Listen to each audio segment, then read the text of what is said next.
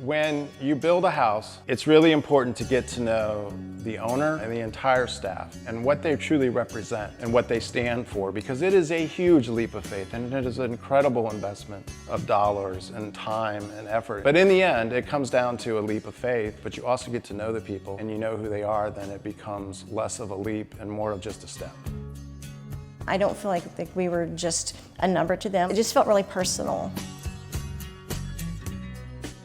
We knew that we wanted to move to this area. Kind of stumbled onto TA French, and everything we read and heard about the company was amazing. This all started probably around 2018. We kind of fell in love with the downtown in New Braunfels. Actually, I bought the lot from Troy with the promise of building on it using him. I think one thing that highlights his integrity, not only with him and his staff, is that we did this during the commodity bubble and prices and inflation really jumped up.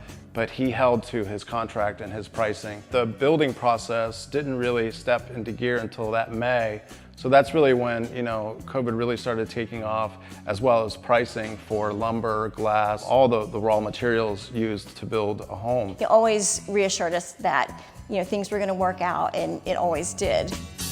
We were moving from Houston area, which was 3 hours away. We did come out and check the home every 2 weeks or so. They were really good about taking pictures and putting them into Builder Trend for us so that we could see the progress, as well as videos and FaceTime calls that really helped us feel connected when we were so far away. We had never built a house from scratch. We had a lot of ideas, but we had no sense of how this would all kind of come together. From the very beginning to the day that we closed, all helped us along the process. And that depth of resources that they offer and knowledge and experience really helped us a lot. My favorite feature is not the kitchen, because I don't really like to cook. My favorite feature is actually the garage. I have a shop and an office off of the garage, and so that's where I like to spend my time. Mine's the pub room, because I'm married to such an amazing lady here. She makes me drink and smoke cigars all the time. To go in there, put on a game or a movie, and have a nice cigar that pairs well with whatever drink I'm making at the time. It's a great blessing to be able to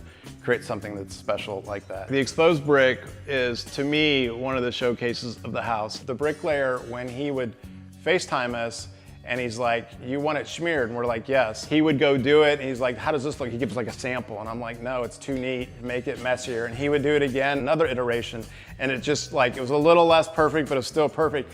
And I'm like, "No, look, man, you really just make it messy as possible." So he got frustrated, I think. And so he just started slinging all mortar and stuff. And he's like, "How's that?" And I'm like, "That's perfect. That's exactly what I want." And he kind of shook his head. They knew the theme we wanted and kind of our ideas, and they just were able to make it happen. The design team, knowing that this was gonna be a forever house, they designed it like that. I mean, they knocked it out of the park with what we wanted. Really pleased overall.